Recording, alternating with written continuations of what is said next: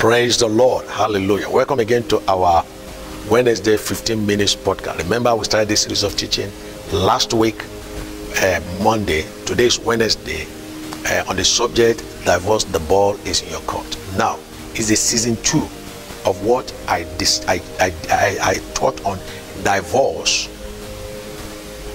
the devil's alternative. So if your case is that you got saved, you got married as an unbeliever, it doesn't matter the condition, whether forcefully or you just got yourself married and then you are already living, you have children, it doesn't matter. Now listen to this. Once you are saved now, you cannot divorce. You cannot divorce. Now we don't have the Lord's leading on this, but Paul said that is what he's saying. So just run through my last week and my Monday episode and you'll be able to catch up. So Paul said he doesn't have the Lord's leading, meaning that you have the right to go and ask God in your own case. But Paul said this is what he will advise you to do. He said if your spouse chooses to stay in the marriage, he said don't divorce him or her. Stay in the marriage. Stay in the marriage. And people will tell, oh, that marriage was not known to God. God said it is known to me. You know what God said? 1 Corinthians 7:14. He said, for the believing wife brings holiness to her marriage, and the believing husband brings holiness to his marriage. Otherwise, your children will not be holy, but now they are holy. So if they are now holy, it means that God said, I've adopted the children.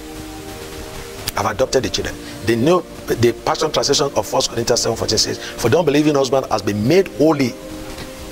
For the unbelieving husband has been made holy by his believing wife, and the unbelieving wife has been made holy by believing husband, by virtue of his or her sacred union to a believer. Did you see that? Sacred union to a believer. The two of you were unbelievers before, but now you have got saved. This now, so your being saved has made the union to be sacred. Your being saved has made your unbelieving husband to be holy, and God is saying he has adopted your children and they are holy. Otherwise the children from this union will be unclean, but in fact they are holy.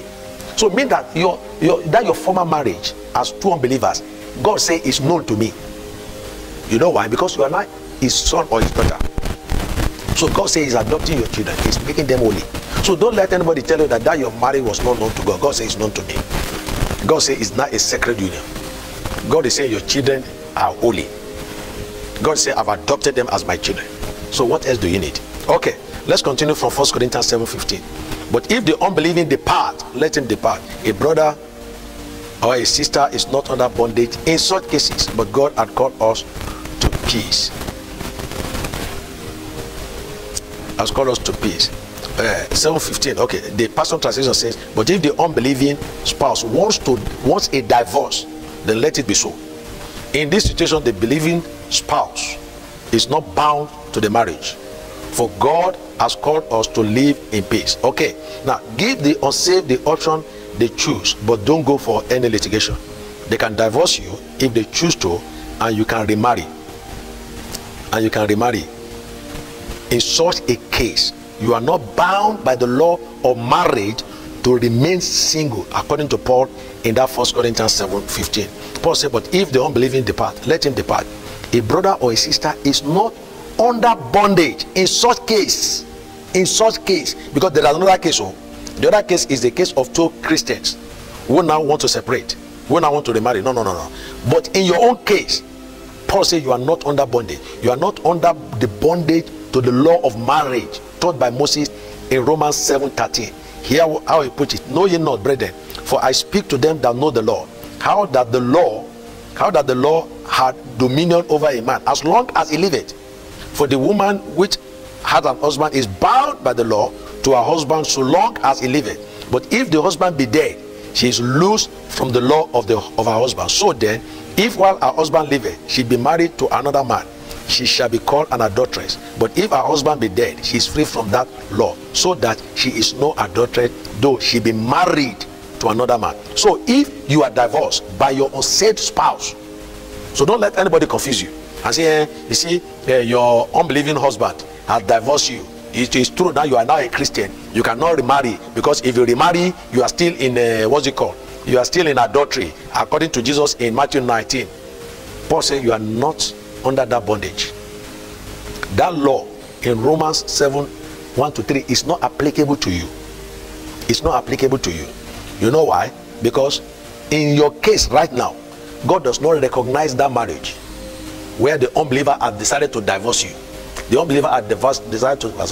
So as far as God is concerned, you are a virgin and you can remarry. So Paul said you are not under bondage. So Christian sisters today who were married to an unbeliever and they got saved and the unbeliever divorced them, listen to me, once you come to church as a believer now, you are now a Christian sister, you are free to remarry. Romans 7:1-3 does not apply to you. That's what Paul said. But if the unbelieving depart, let him depart. A brother or a sister is not under bondage in such case, but God had called us to peace. Now listen to me, you still have your liberty to go and ask God whether you should remarry or not. That the ball is in your court. The ball is not even in Paul's court. So that's what Paul said. God did not say this to me, oh, it is me that is saying it.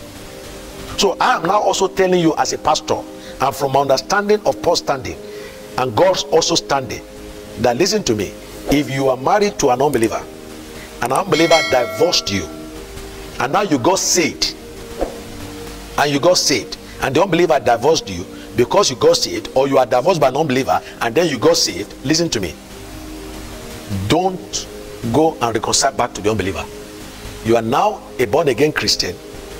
Stay in the church and remarry now as a Christian, and then you will now come under that 1 Corinthians 7:10 and 11. Paul said you are not under any bondage. Romans 7:1-3 is not applicable to you. So if you are divorced by your unsaved spouse because you are saved, is enough ground for the marriage. They don't need to die before you can remarry. In such a case, according to Paul, in that 1 Corinthians 7:15. But if the unbelieving depart, let him depart. Oh, a brother or a sister is not under bondage in such cases, but God has called us to peace. Remember this, the ball is in your court to divorce or to stay.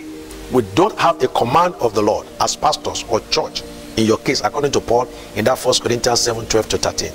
To the rest I say, which is not a saying of the Lord, if a brother has an unbelieving wife and she's content to live with him, you should not divorce her. And if a woman has a husband who is not a believer and is content to live with her, she should not divorce him. Pray and ask God what he wants you to do. If he asks you to stay, please stay. And if he says divorce the unbeliever, divorce him. The ball is your court to remarry or not to remarry. The ball is in your court to divorce them. So what I've just said here is this. Here is this, is that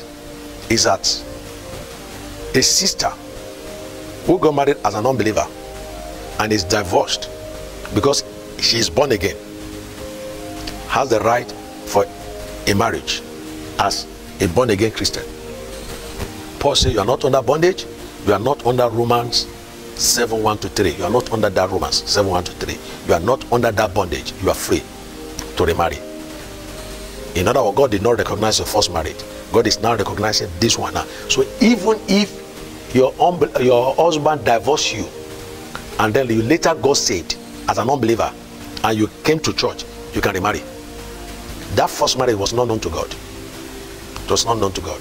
But as a Christian, if the unbeliever wants to stay with you, God said, Paul says, stay there. He said, God will adopt the marriage and God will adopt the children.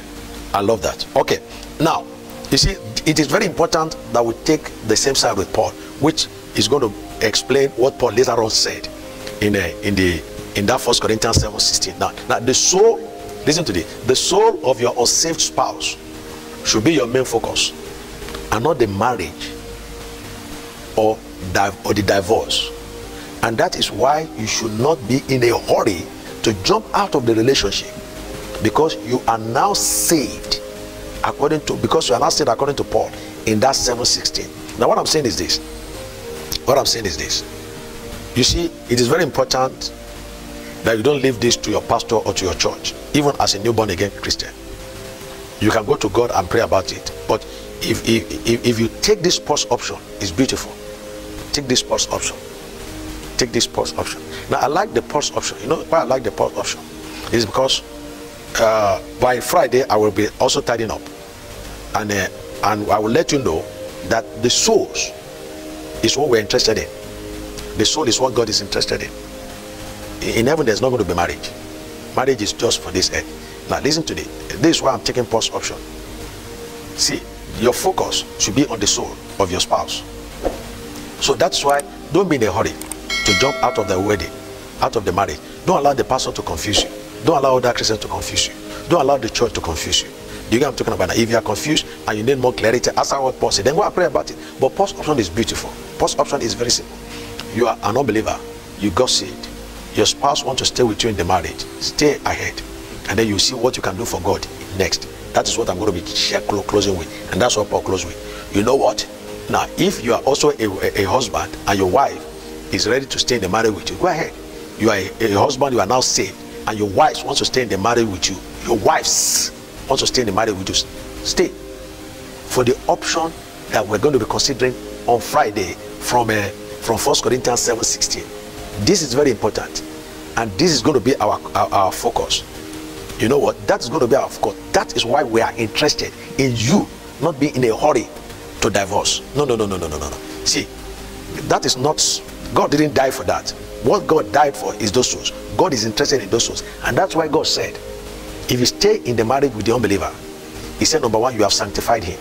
Number two, you have sanctified your children. Because God said, I've adopted that marriage by saying your marriage is now a sacred union. According to the Passion Translation, your marriage is now a sacred union to God. Here how God put it. He said, but if the unbelieving spouse wants to die, 7:14. Hear what he said. Hear what he says. For the unbelieving husband has been made holy by his believing wife, and the unbelieving wife has been made holy by her believing husband by virtue of his or her sacred union to a believer. Sacred, if it is sacred union, according to the Passion Translation, it means that God said, I've adopted that marriage because you are inside it. Now, why God is not adopting the other one when a believer leaves? Because the husband or the unbeliever divorced you. The unbeliever divorced you because you are saved. You are now in a new, you are now having a new life. God said that marriage, he himself is against it. So you can now have a new marriage. So you get the two cases now. So God says stay in that marriage. You know why God wants you to stay in that marriage? It's in 1 Corinthians 7:16. Hear what it says. Say, and wives, for all the Passion Translation, and wives, for all you know, you could one day lead your husband to salvation. That's what God is interested in. Or husbands, how do you know for sure that you could one day lead your wife to salvation? That's what we're interested in. We're interested in the souls of men. But you know what? I've just run out of time. So on Friday, I'll be crowning the whole thing up. When I'll be teaching this, exactly what Paul is saying also in 1 Corinthians 7:16. That is why we don't want you to go into divorce, even when you got saved from an unbelieving with an unbelieving partner. God bless you. On Friday, I will see you in our 15 minutes podcast.